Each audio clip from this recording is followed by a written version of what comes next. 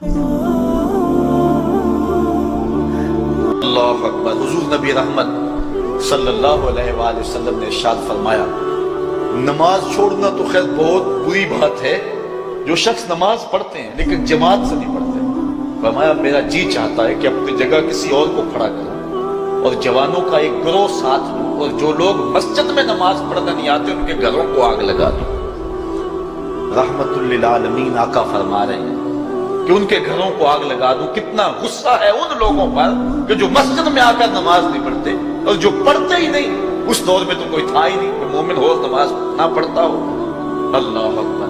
تو مومن نماز ہی پڑھتے تھے، تو اگر کسی سے گھر میں نماز پڑھی گئی تو فرمایا میرا جی چاہتا ہے۔ آج نماز تو نماز رہی، ہم کو تو جمعہ بھی نصیب نہیں ہے۔ کتنے لوگ ہیں کہ جو پابندی کے ساتھ نماز جمعہ بھی نہیں پڑھتے۔ حضور کا ایک فرمان سنیے، آقا کریم نے ارشاد فرمایا، من ترک الجمعۃ ثلاث جمع متوالیات فقد نبذ الاسلام وراء ظہرہ۔ جس نے بغیر کسی عذر کے 3 جمعے چھوڑ دیے، اس نے اسلام کو اپنی پشت کے پیچھے ڈال دیا، اس نے پرواہ ہی نہیں کیا اسلام کی۔ اور ایک حدیث کے لفظ ہیں، من ترک ثلاث جمعات من غیر عذر کتب من المنافقین۔ جس نے بغیر کسی عذر کے 3 جمعے چھوڑ دیے، اس کا نام منافقوں کی فہرست میں لکھ دیا جاتا۔ اور ایک حدیث کے لفظ اس حوالے سے ہے، من ترک ثلاث جمع تہاونا بها طبع اللہ علی قلبہ۔ جس نے سستی کی وجہ سے 3 جمعے چھوڑ دیے تو اس کے دل پر اللہ غفلت کی مہر لگا دیتا ہے۔ یہ وہ بد نصیب شخص ہے کہ جو نماز جمعہ چھوڑتا ہے۔ حضرت ابن حجر نے الزواجر کے اندر ایک روایت لکھی ہے، وہ فرماتے ہیں جو شخص نماز ترک کرتا ہے اس کو بہت ساری رسوائیاں ہیں۔ وقت اتنا طویل نہیں ہے کہ ایک ایک چیز کو تفصیل سے بیان کروں۔ وہ کہتے ہیں پہلی بات تو یہ ہے کہ اس کی عمر میں برکت اٹھا لی جاتی ہے۔ دوسری بات، اس کے چہرے سے صالحین کا نور اتار لیا جاتا ہے۔ تیسری بات، وہ کوئی بھی عمل کرے اس کا ثواب نہیں ملتا اس کو، یہ دنیا پر اس کو سزائیں ہیں۔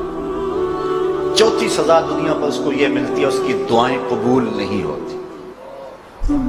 اور 5ویں سزا اس کے لیے یہ ہے کہ اس کے لیے جو نیک لوگ دعا کرتے ہیں ان دعاؤں کا حصہ اسے نہیں ملتا۔ مومن نیک سحری کو اٹھ کے دعا مانگتے اللہ پوری امت پر کرم کر دے، لیکن اس کا حصہ نکال دیا گیا، اس کا حصہ نیک لوگوں کی دعاؤں سے نکال دیا گیا۔ اور جب وہ مرنے لگتا ہے، نزا کے وقت 3 اس کو سزائیں ملتی ہیں۔ ایک تو بھوکا مرتا ہے، دوسرا پیاسا مرتا ہے، تیسرا ذلیل ہو کے مرتا ہے۔ اور قبر کے اندر اس کو 3 سزائیں ہیں۔ حضرت امام ابن حجر کہتے ہیں ایک تو اس کی قبر تنگ کر دی جائے، حتیٰ کہ ادھر والی پسلیاں ادھر، ادھر والی پسلیاں ادھر۔ دوسرا، اس کی قبر میں آگ ڈالی جائے گی۔ جو اللہ کے حضور نہیں جھکتا اس کی قبر اس لائق ہے کہ اس میں آگ ڈالی۔